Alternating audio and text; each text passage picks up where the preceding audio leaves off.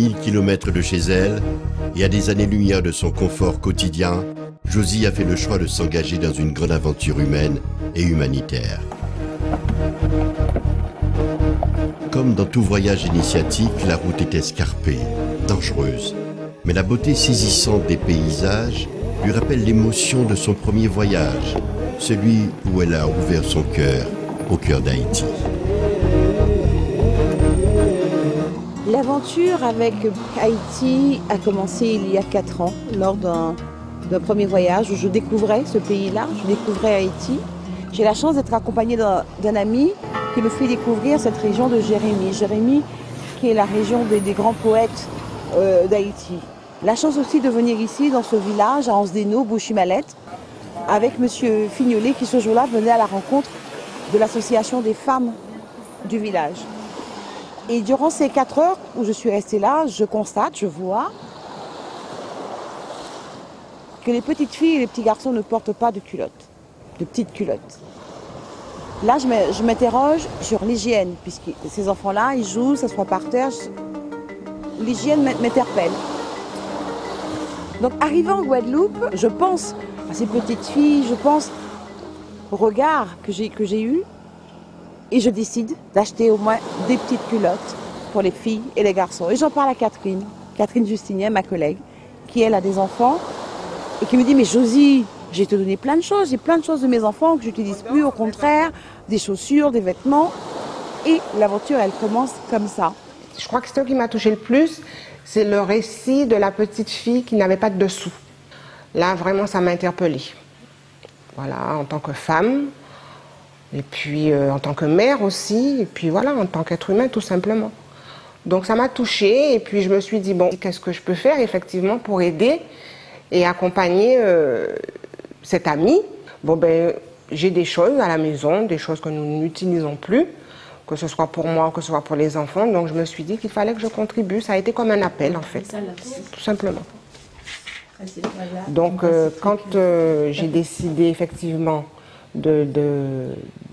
d'accompagner Josie dans cette démarche humanitaire, je me suis dit qu'il fallait interpeller également les enfants, parce que sinon nos enfants sont happés par toutes sortes de choses qui ne sont pas toujours très saines, et on leur cache beaucoup de choses et on les met un petit peu à l'abri par notre confort, par nos acquis, par tout le système dans lequel nous vivons, qui est quand même plus entre guillemets luxueux que ce que peuvent vivre nos frères d'Haïti.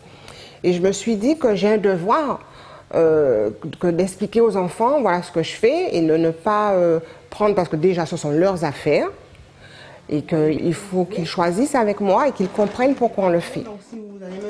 Parce qu'il n'est pas question non plus de donner des choses pour dire qu'on s'en débarrasse. Il faut que ce soit utile, il faut que ce soit propre, il faut que ce soit utilisable. Voilà, on ne jette pas, on réinvestit quelque part, on redistribue.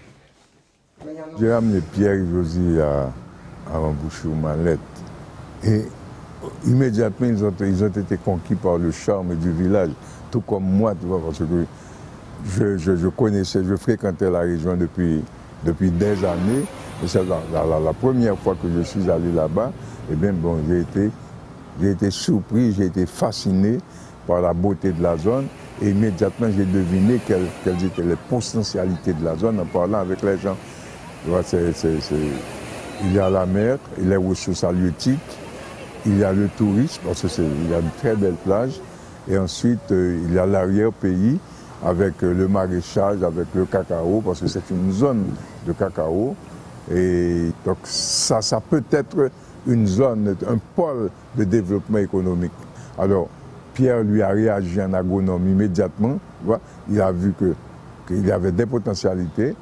Et Josie, elle, a été touchée par la candeur des enfants, par la pauvreté aussi du village.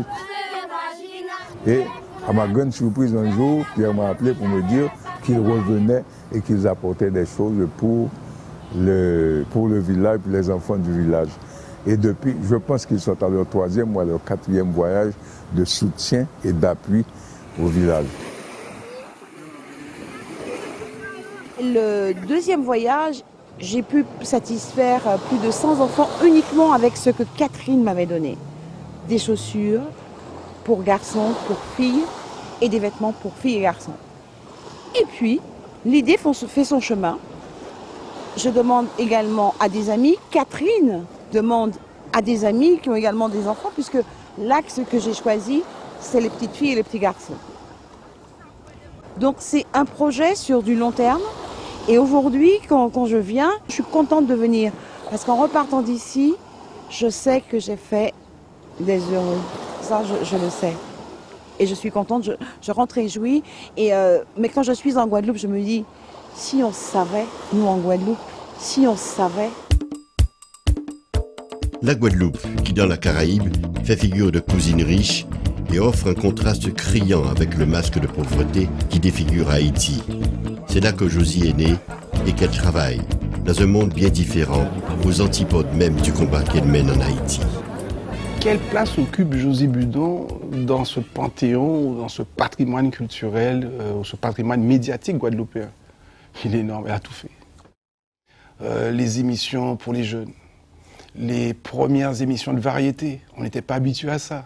Elle a tout fait, je me souviens même plus, elle en a fait tellement.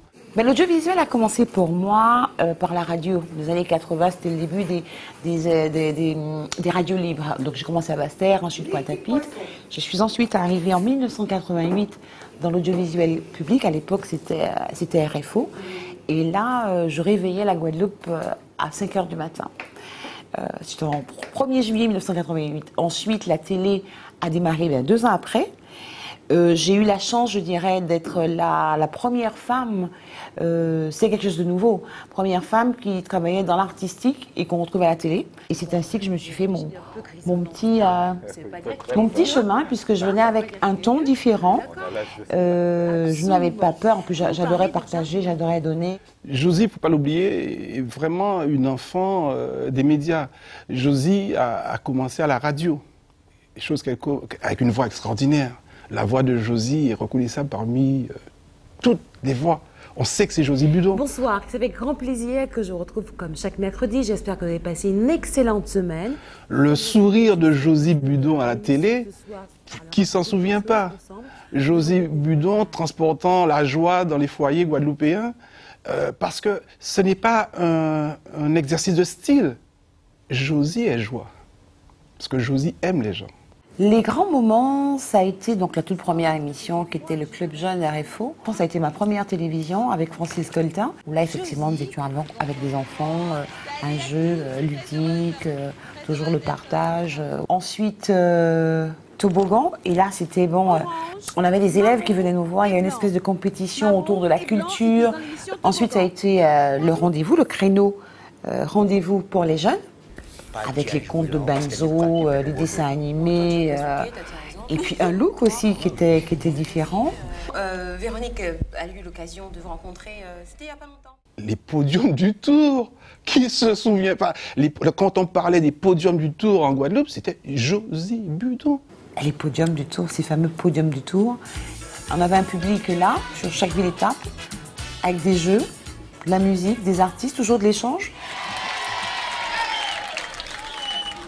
Merci beaucoup, HBB. Mais juste avant qu'on se sépare, nous, quand vous prenez un petit refrain là, que tout le monde connaît, c'est vrai. Dans un petit monde petit, on t'attend ça, vous avez fait pédaler, on va pédaler là. Allez, on nous voit. Il y a une caméra qui m'empêche de voir contre les chaussées. Ou pas Pauline, ou pas Molia, pas Charles, Benny, Jacobin, Tifila, yo dis-moi, on va pédaler, pédalant, on pédaler. Pédalant, on pédaler. Pédalant, on pédaler. Parler de Josie hors les caméras, dans ce qu'elle fait, dans sa sphère privée, quand on sait qu'elle œuvre discrètement, d'une manière caritative, notamment elle a une action vers Haïti, c'est logique, c'est la continuité. Je dis à tout le monde, et je le répète à chaque fois, Josie est ce qu'elle est partout. Josie, c'est l'efficacité en toute discrétion, en silence. J'ai sollicité Josie dans le but de connaître Haïti, puisque mon père m'en avait beaucoup parlé, et je me suis dit, tiens, c'est l'occasion, comme il y allait souvent. Donc elle m'a dit, ok, Ronnie, il n'y a pas de souci, tu peux venir avec nous. À l'aéroport Paul Caraïbe, je découvre qu'elle a amené des ballots, des colis. Mais qu'est-ce que c'est? Elle m'a dit non, non, non, t'inquiète pas, c'est un truc que j'ai ramené pour les gens, je suis habitué, tout ça. Et en réalité, elle m'a embarqué dans une opération humanitaire. Vraiment. Alors, c'est vrai que j'ai découvert le pays, de long en large et en travers, et franchement, je suis vraiment enchanté. Nous sommes allés jusqu'à l'Anse d'Hainaut pour ceux qui connaissent. Pour ceux qui ne connaissent pas l'Anse d'Hainaut, c'est un endroit très très lointain. Et pour y aller, les routes sont très carotteuses et difficiles d'accès. Et il faut vraiment avoir l'âme chevillée au corps pour pouvoir mener une opération comme celle-là. Vraiment. Et à ce moment-là, je me suis rendu compte qu'il y avait une attente de la population et une organisation, parce qu'elle avait déjà appelé, ses correspondants étaient déjà en place, on a vraiment enchanté. Josie, respect pour elle, vraiment. Et évidemment, j'en ai profité pour faire quelques films avec mon smartphone.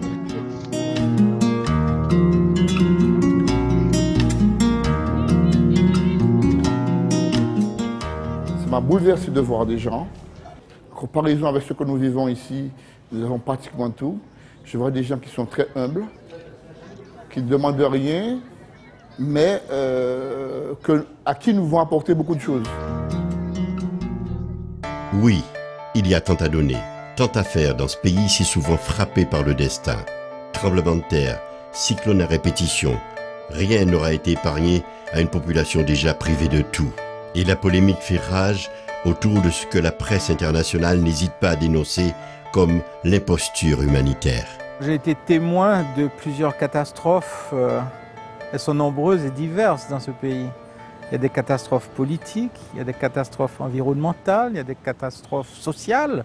C'est un pays de catastrophes qui va de catastrophe en catastrophe.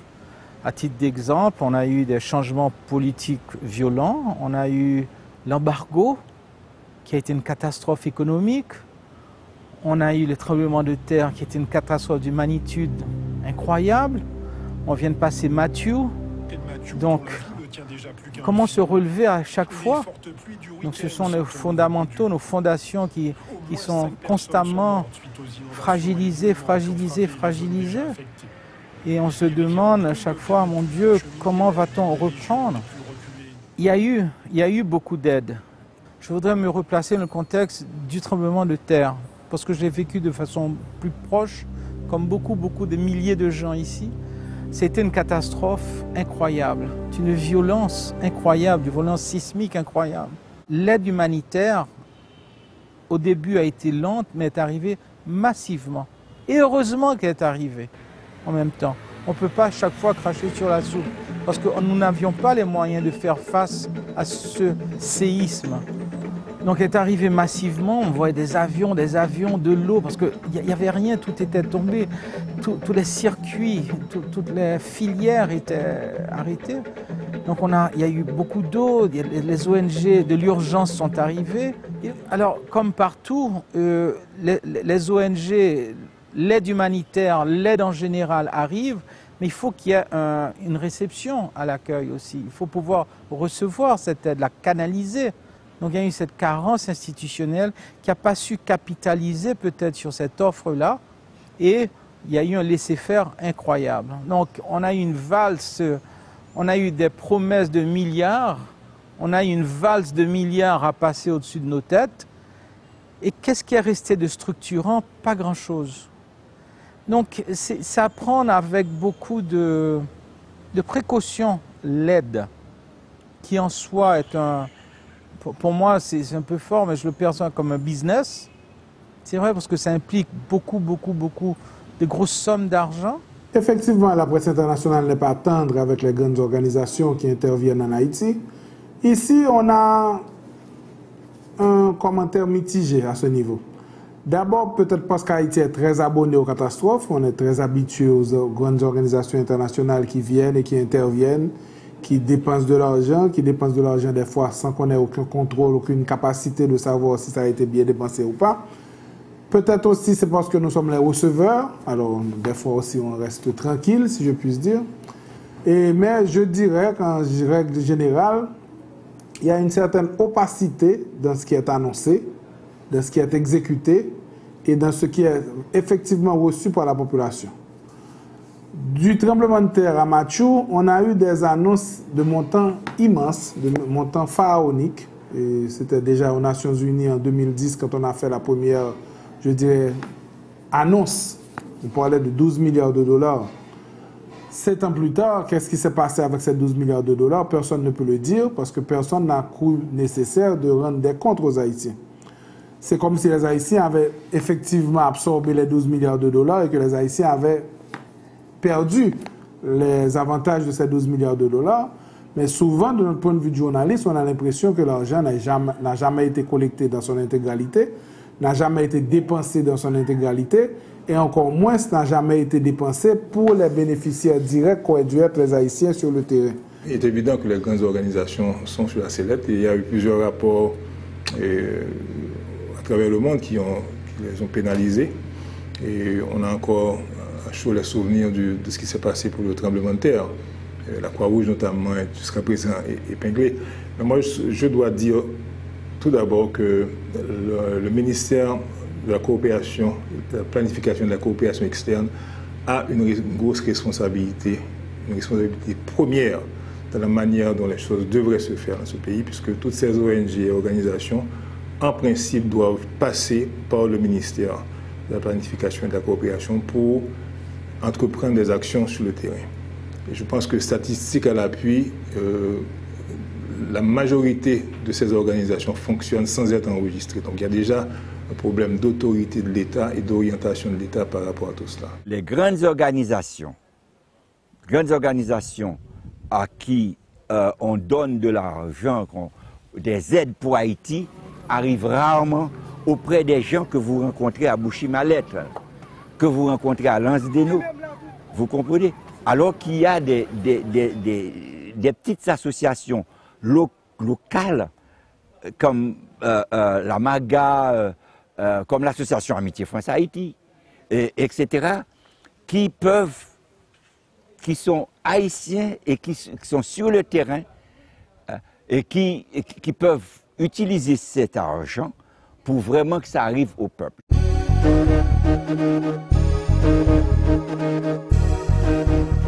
C'est justement pour s'assurer que l'aide arrive bien directement à ceux qui en ont le plus besoin que Josie a décidé de privilégier l'engagement personnel, la solidarité et le partage.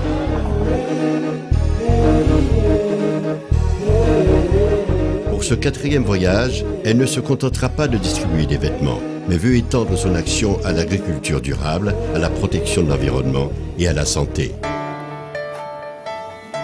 Elle voyage donc avec Pierre, éminent botaniste et agronome guadeloupéen, qui lui a fait découvrir et aimer Haïti quelques années plus tôt. Et Flore, une doctoresse haïtienne qui collabore avec Médecins du Monde et connaît bien la région.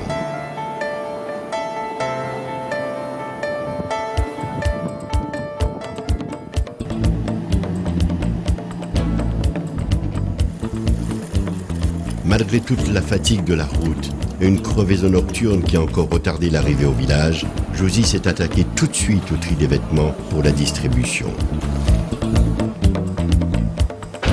Après des mois d'attente et de préparatifs, sa véritable mission peut enfin commencer.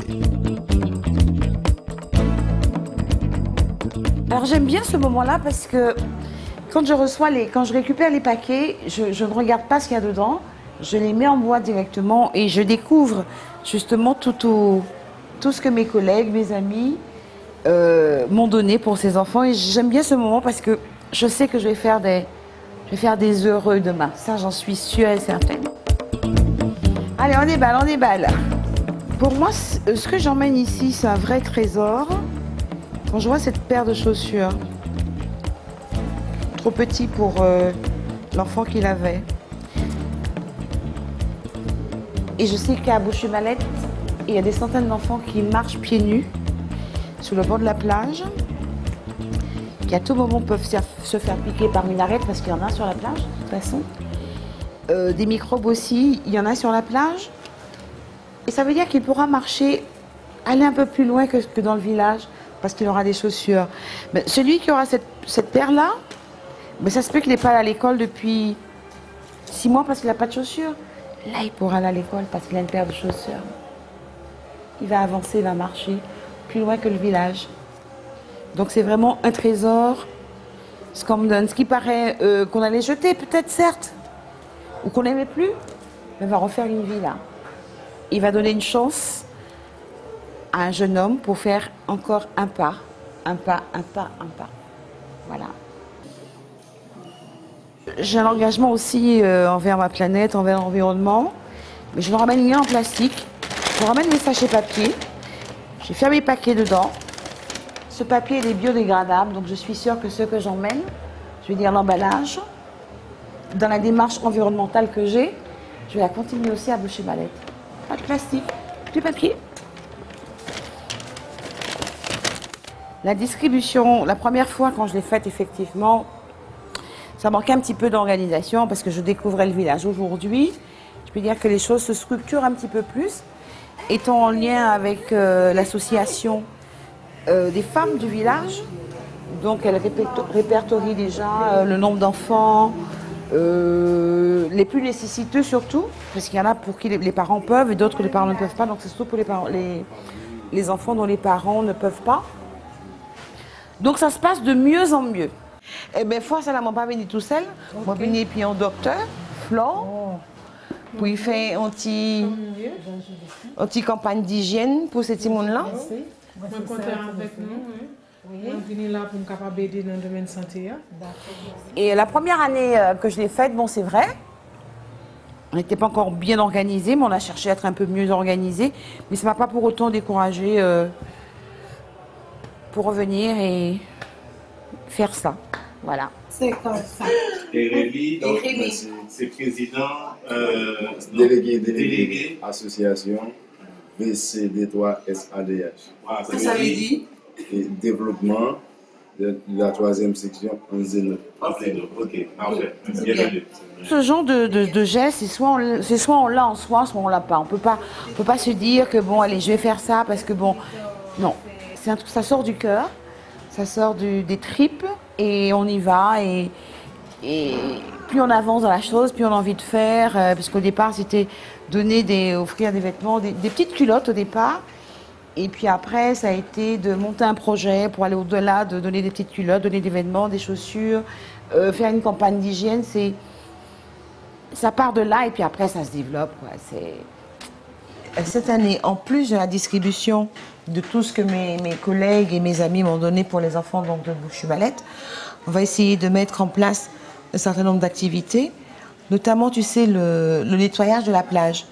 Parce que Bouchu, c'est un beau village. Ensuite, avec Dr Flore, parler d'hygiène pour ces petits monde-là. Oui. Et puis, parler également de pêche. On sait pourquoi faire poisson boucané là bien. Parce que pêche, pourquoi pêche? Parce que la première fois que je suis venu Bouchu, on va pêcher tout petit poisson comme ça. C'est pas fait ça. Parce que si moi j'ai tout petit comme ça, quand l'aigle a venu là, il peut que trouver. De linge et souliers que moi j'ai apporté pour petit monde Bouchu. Oui. Donc avancer. Puis ouais. Et petit à petit. Oui. Nouveau président Haïti qui est sorti Boucher-Malette. Ok. Parce qu'il est bien, nouveau président. Dans 20-30 ans. C'est quand petit monde Bouchu. Oui. Peut-être oui. Peut-être oui. Loin de penser à la présidence, les enfants du village s'amusent à imiter les bandraras, ces groupes traditionnels des fêtes de Pâques dont les costumes et les rythmes rappellent à Josie la Guadeloupe et son cher carnaval.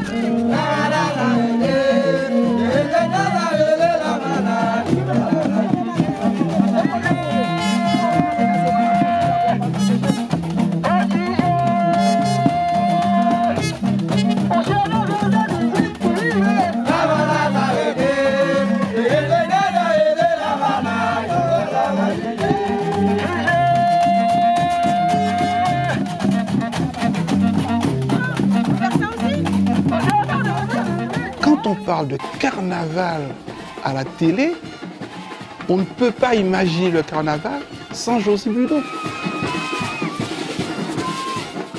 le carnaval. J'ai commencé à le faire en radio, à faire vivre les parades en direct en radio, et ensuite est venue la télé, donc c'est collé l'image avec un produit qui s'appelle Masdero. Masdero, le journal du carnaval. Bonsoir Josie. À Basse-Terre, on s'éclate. Alors justement ce matin, les petits n'ont pas eu droit à leur carnaval cette année, nous en parlerons dans un petit instant, mais en tout cas nos aînés ont eu pour leur compte. On regarde tout de suite en images ce que ça a donné. L'association des marchands de Basse-Terre, Charme et Sourire, le club du 3e âge de Saint-Claude. Je le dis souvent, pour moi le carnaval c'est pas du wélélé, de la musique, on danse, non. C'est tout ce qui se passe en amont. Et ensuite le spectacle on peut offrir pendant, mais aussi l'après. Puisque quand on parle de carnaval, on parle également de vie sociale, de vie économique. Et c'est tout ça le carnaval de Guadeloupe. Donc c'est... Et puis j'aime le carnaval. Moi j'adore mon vidé. Hein. Bon, je fais le carnaval, mais le mercredi décembre, c'est sûr que personne ne va trouver chez moi. Le vidé en c'est... Bodé habillé, maman, bodé habillé. C'est bodé habillé là qui m'aide me malheureux comme ça. Vous voulez d'autres?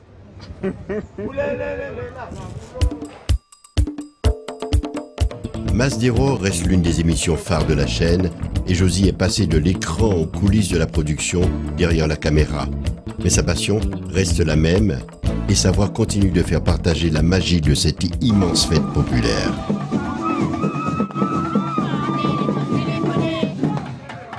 Alors, je suis déjà en poste. Donc je vais mettre mon casque et puis on va communiquer par rapport au... Nous sommes donc là, au...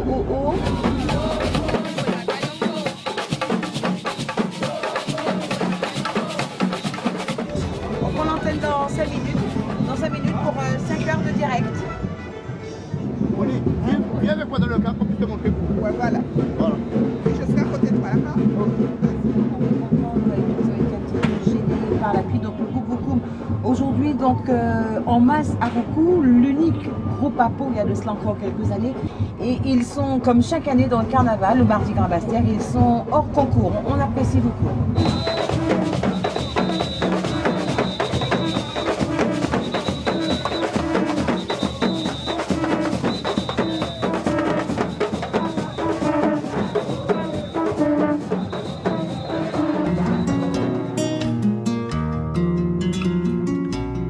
Même au milieu des fastes du carnaval, l'esprit de Josie s'évade vers son petit village oublié de tous et qui se trouve aujourd'hui dans un grand dénuement.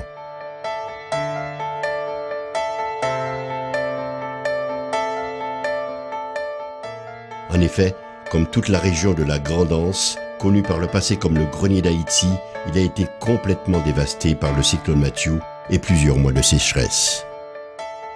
Effectivement, la Grande Anse est considérée comme l'un des greniers, parce qu'il ne faut pas quand même minimiser les autres régions, mais avec une réputation particulièrement pour tout ce qui était tubercules, les fruits qu'on avait en abondance, et également il y avait de l'élevage.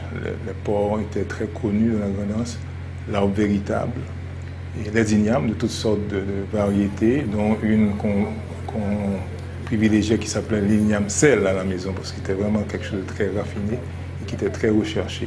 Donc, dans mes souvenirs, les bateaux qui faisaient le cabotage à l'époque, il y en avait au moins 3 ou 4, regorgeaient de toutes sortes de produits en provenance de la Grande Anse. Et quand les défis de la route étaient encore là, donc là, le gros du transport se faisait par bateau. Et j'ai toujours considéré notre zone comme un jardin d'Éden. Disons, c'est affligeant de savoir que la Grande Anse est au bord de la famine. Et la Grande Anse, d'après les statistiques, la Grande Anse approvisionne Port-au-Prince pour à peu près 25 à 30% de sa consommation agricole. Et maintenant, la Grande Anse importe tout et les gens n'ont pas d'argent pour pouvoir acheter, tellement c'est cher. De certains endroits, d'après ce qui nous a été rapporté, et les gens pendant des semaines n'ont eu à manger que des feuilles et des racines. Et cela a provoqué une épidémie de cholérine, et 7 personnes sont mortes à peu près une dizaine de jours. Mais il est encore plus dramatique, c'est que les gens, sachant qu'ils ne peuvent plus trouver à manger, ils se suicident. Et par exemple, du côté de Chochot, dans les hauteurs de Chambellan, eh bien, il y a une famille qui a un bon jour excédé de n'avoir rien à manger depuis des jours et de ne pas savoir quand ils pourront trouver quelque chose à manger. Eh bien, ils ont fait bouillir du gros taillot. Le gros taillot, c'est une espèce de malanga. C'est une espèce de malanga, mais c'est un poison violent. Ils ont dit, eh bien, bon, plutôt que de mourir le ventre vide, faisons un dernier repas. Ils ont mangé, plein le ventre, et ils en sont morts. Ce sont des nouvelles dramatiques qui nous sont parvenues à Food for the Poor. Et alors, on a décidé de réagir, et c'est ainsi que Food for the Poor s'est engagé dans l'urgence alimentaire, pour prévenir la famine. Si devant une telle détresse, l'aide alimentaire d'urgence semble en effet être la seule réponse adaptée, elle a sur le long terme des effets pervers sur l'économie locale et entraîne les populations qu'elle est censée secourir dans une spirale infernale de dépendance et de pauvreté. Maintenant, c'est presque, on est au bord de la crise alimentaire. Mais par contre, il faut cesser aussi cette façon de voir et l'aide de donner à manger. C'est pas ça. Il faut quelque chose de plus constructif. Il faut quelque chose de plus structurant. Il faut prendre vraiment des crans sur l'avenir. Il faut quand même s'engager. Il faut un engagement de développement.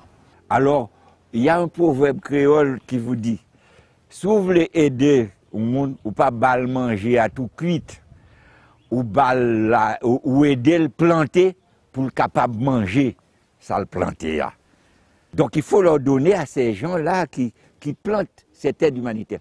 Parce que si on leur apporte le riz, le blé, tout ça dans des sacs, comme ils vont le revendre, ça fait du business pour les gens. Non, c'est pas ça qu'on a besoin.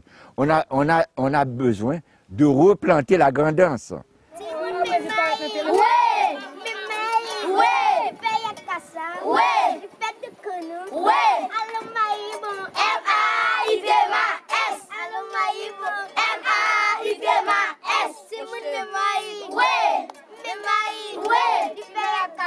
Mathieu nous a surpris et on savait qu'on avait beaucoup de faiblesses, mais la région de la Grand'Anse a particulièrement souffert du fait que d'abord nous sommes une région qui est à 87% montagneuse, avec déjà des accès de route extrêmement limités.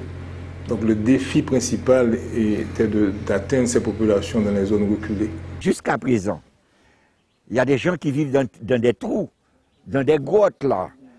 Ils n'ont pas de tôle, ils n'ont pas d'abri. Il y a un bateau qui est venu en rade là, avec des containers. Quand ils ont vu les gens massés sur le quai là, ils sont repartis parce qu'ils ont peur de se faire lyncher par des sauvages. Et les gens voulaient simplement avoir à manger. Le bateau, c'est un bateau hollandais, il est reparti à Jérémie.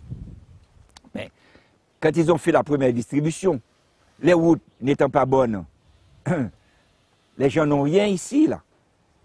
Ils vont donner dans des camions, faire des distributions de riz, de pâtes, de tôle, de clous, à des gens où les camions peuvent arriver.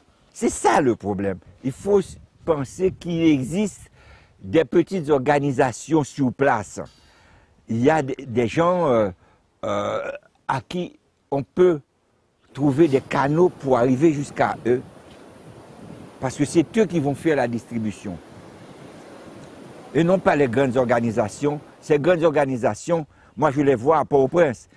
Ils ont des 4x4 flambant neufs. Hein? Ils ont un personnel. Vous comprenez? Pour moi, ce sont des multinationales. Ils n'arrivent pas auprès des gens là que je vois tous les jours, qui viennent me voir parce qu'ils n'ont rien à manger. Vous comprenez? C'est là ma colère. L'aide internationale est complètement inefficace partout, pas seulement en Haïti, mais partout. Et moi-même, mon point de vue, c'est que l'aide humanitaire tue le développement. Hey, mes amis, comment nous y est? En bas tête chargée, ça y est. C'est donc la voie du développement que Josie a choisi d'emprunter. Elle a choisi de remettre l'humain le village, la communauté aux commandes de leur destinée pour leur permettre de se réapproprier enfin leur avenir et leur dignité. Et pour nous rappeler qu'après le verbe aimer, aider est le plus beau verbe du monde. 60 toles, vous prenez ça 40 faits. 40.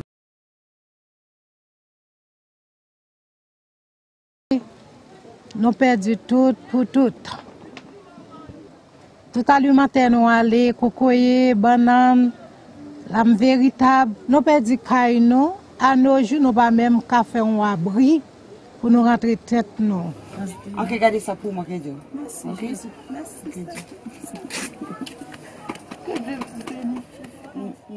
Madame José, li aide nous, li pote rad, li pote soulier, li bay savon, li bay cahier, li pote en pile bitin pour nous qui c'est linge qui signifie robe, pantalon, li fait tout ça. Chaque lèvre vini, c'est ça le vin fait. Je te le donne avant de partir, les feuilles de tôle pour que tu puisses mettre tes tôles là. D'accord? Parcours pas long pour la Guadeloupe à Haïti, mais il est long pour Port-au-Prince à Bouchimalet-en-Zdeno. Parce que son grand parcours, pas de route nationale là pas bon. Moi toujours dit Seigneur bénis tout voyageur parce que route là dangereux, courbe par courbe.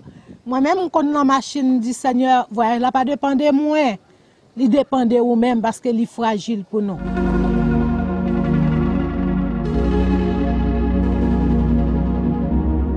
Alors mon histoire de la coopération avec Haïti remonte à près de 8 années. J'ai eu la chance de venir juste avant le séisme de 2010 à un forum sur la coopération décentralisée. Et depuis, j'ai continué parallèlement à travailler autant avec les collectivités guadeloupéennes sur la coopération décentralisée en Haïti qu'avec mon organisation Paysage Parc et Jardin Caraïbes sur des projets de coopération en matière de cadre de vie, d'environnement sur le territoire haïtien. Donc moi c'est Pierre Lombion, c'est 4e fois que je viens ici et 3e fois avec José nous venons faire une action en faveur de Timon Bouchimalet. Et dans le cadre de ça, nous avons décidé de mener une action en faveur à l'environnement. Bouchimalet se prête parfaitement au développement de certaines activités que je mène en Guadeloupe. J'ai initié il y a plus de 20 ans la création de brigades vertes en Guadeloupe. Et il se trouve qu'on a les mêmes conditions à Bouchimalet, une plage, un littoral quoi, en fait, qui présente quelques problèmes de pollution, de déchets, d'incivilité en réalité. Et l'idée, c'est de créer une brigade, à l'image un peu de ce que j'ai déjà fait en Guadeloupe. Nous connaissons que Mathieu passé, Mathieu fait un pile de dégâts, et que Bouchimalet, même village là, même si bien pile de dégâts, mais plage là aussi, si bien pile de dégâts. Et je dis, ça me fait faire, c'est que symboliquement, nous essayons de faire une petite action en faveur de l'environnement parce que nous voyons que plage là, même, il y a un pile fatra sur lui. Chaque fois que je viens, il dérange de voir autant fatra sur plage là. Alors, je décide de créer une activité, de créer une brigade bleue. Le littoral là, il faut nous protéger. Le littoral là, nous avons besoin. Nous avons besoin parce que il procure nous manger, poisson, toute qualité de bagaille. Et si nous ne pas protéger, c'est nous-mêmes demain qui sommes en danger. Alors l'idée, c'est quoi? C'est essayer de ne pas laisser plastique envahir la plage là. Alors aujourd'hui, nous ne pas faire une action symbolique, nous ne pas laisser ramasser plastique.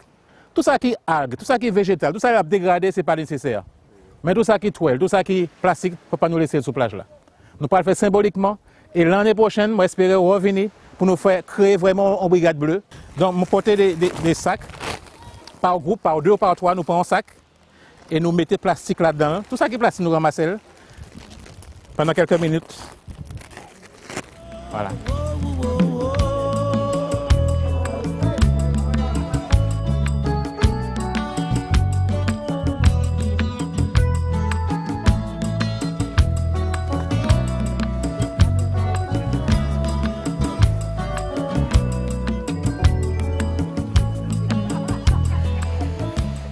Pas 100 mètres là. Alors imaginez sur 1 kilomètre, quantité fatra gain. Ok? En 1 heure de temps, imaginez quantité fatra nous sembler. Ça veut dire que le problème là, grave. Jour arrivé.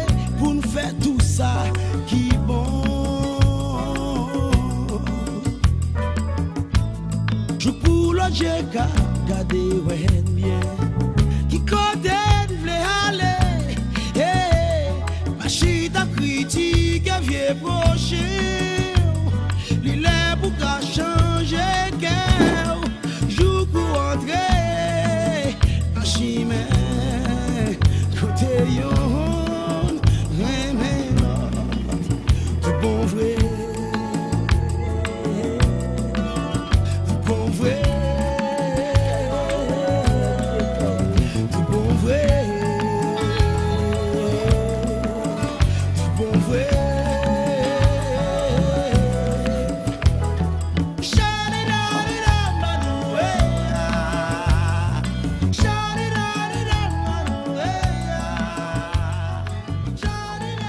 Bonjour à tous. Vous allez bien? Est-ce que vous vous rappelez la dernière fois que je suis venue ici? Est-ce que nous avons donné fois de venir ici déjà? Oui. Pour cette fois-ci, j'ai fait un peu plus. Je suis venue avec un médecin. Traduit. Donc, un docteur. Oui, nous comprenons.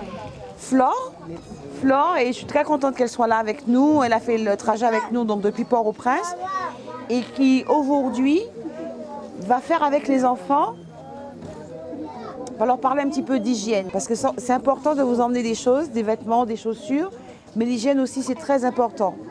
Et ça me fait plaisir qu'elle soit là, vraiment, vraiment. Donc je vous demanderai de l'applaudir quand même, d'applaudir Flo. Oh, merci beaucoup, merci. Moi, je dis tout le monde qui est là bonjour. Moi, content de nous. Oh, nous ne pas content de parce que nous ne pas répondre. Ok. Moi, venu, c'est pour nous capable parler nous de hygiène. Qui est ce monde qui est là, qui connaît qui ça qui hygiène? Il y a un monde qui a expliqué. Là, nous parler de hygiène, qui ça que nous est? Personne ne va pas dire. Eh bien, ok, moi, je vais l'expliquer nous. Là, nous parlons de hygiène, nous parlons sur plusieurs aspects. Ok? Nous parlons soit sur laver main. Là, nous laver main, nous, ça rentre dans le cadre d'hygiène. Façon que nous brosser bouche, ça rentre dans le cadre d'hygiène. Dans façon que nous couvrir manger, nous traiter manger, nous traiter de l'eau, ça rentre dans le cadre d'hygiène. Est-ce qu'il y a des gens qui connaissent la façon que nous sommes supposés laver main nous d'abord? Quels gens que nous sommes supposés laver maintenant? Très bien, avec de l'eau traitée, avec savon. Mais il y a une façon, nous avons de l'eau traitée. Disons, normalement, en tant que médecin, j'ai choisi de travailler dans l'aide humanitaire. Premièrement, c'est pour sauver des vies, parce qu'il y a pas mal de gens qui souffrent de plusieurs sortes de maladies et également qui sont privés de la santé des fois et en plus qui ne sont pas vraiment conscients de l'importance d'hygiène, de l'importance de la santé. C'est pourquoi que je me lance dans ce genre d'activité. Lorsque nous finissons de laver toute douette ça yo, une après l'autre, qu'est-ce que nous devons faire encore? Nous avons fait fendre douette yo. Tout le monde? Quand on parle de ce pays-là, on parle souvent de maladies, de choléra ou autres. Et j'ai eu la chance, depuis 4 ans, d'avoir tissé des liens avec beaucoup d'Haïtiens qui ont fait que, depuis, je connais Flore.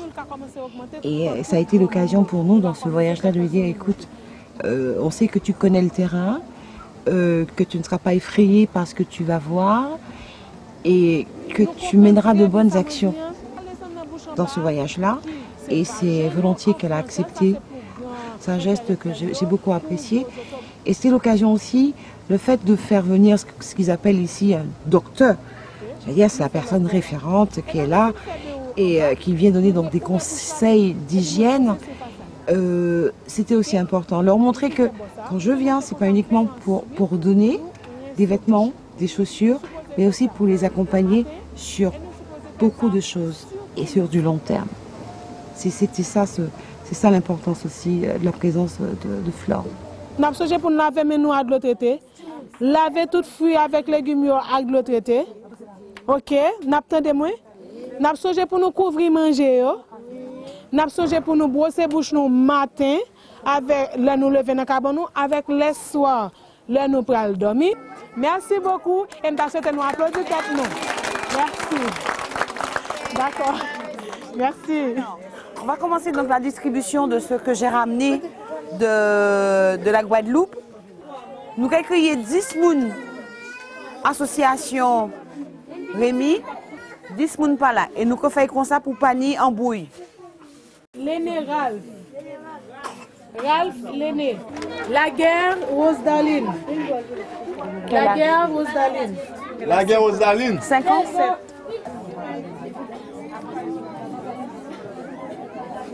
Voilà. Parfait. Ok. Voilà. Tiens. L'autre attend. Alors, c'est une petite fille. Tiens. Oui. Voilà. Par rapport à l'humanitaire d'urgence, justement, j'aurais pu faire comme ça, donner et confier la distribution à des gens sur place. Sachant, puisque j'ai tissé quand même pas mal de liens ici, sachant comment ça se passait, je me suis dit non, je ne confie rien, je préfère emmener et les donner directement. Là, je suis sûre que tout ce qu'on m'a donné a été là où ça devait aller. Je ne dirais pas que j'ai pas confiance dans ces organisations, mais là, je suis beaucoup plus sûre que ce que j'ai donné directement aux enfants, c'est eux qui l'ont et qu'il n'y a pas eu de... je dirais pas si de la magouille, de détournement de ce que j'aurais pu donner, oui, parce que ça aussi, ça existe. Quand on envoie quelque chose ici, on n'est pas forcément sûr qu'il arrive à bon port. Mais là, justement, je suis sûre qu'il est arrivé à bon port. C'est un coût financier pour moi. Ben demain, je sais, j'ai ramené plus de 80 paires de chaussures. Ben, je sais qu'il y a 80 enfants qui ont des chaussures qui pourront aller à l'école. Et là, je suis contente. Moi, je suis très content que Josie s'intéresse à nos frères haïtiens. Parce que c'est vrai que depuis quelque temps, il y a une petite montée de xénophobie qu'on voit apparaître dans cette belle Guadeloupe qui n'a pas raison d'être. Mais c'est parce que c'est la méconnaissance, le manque de culture, la bêtise. Parce qu'on ne dira jamais assez merci à Haïti.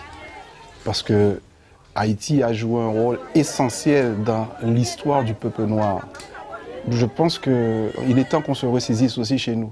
Et je dis toujours, pas jamais oublier, son mec à laver l'autre. Demain, pas ça, Kaitao.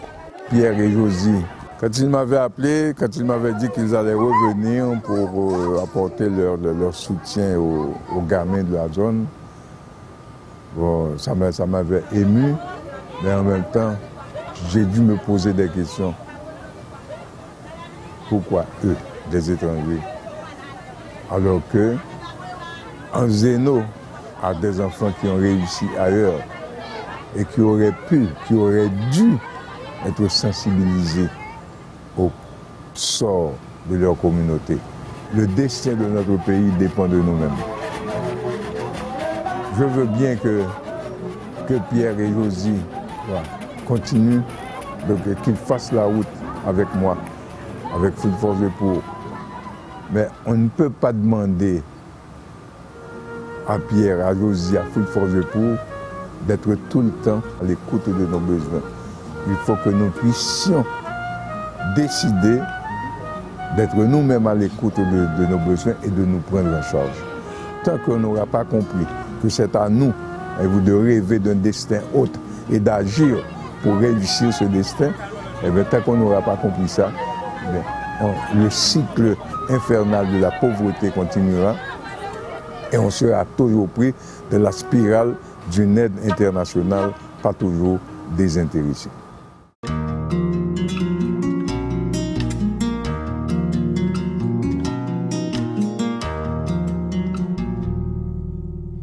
Pour qui la haine me place l'amour, pour qui sourit nous vit dans mel petit goût à Dieu, tendez, crie à yo, tendez, crie à yo, sauvez yo, souple.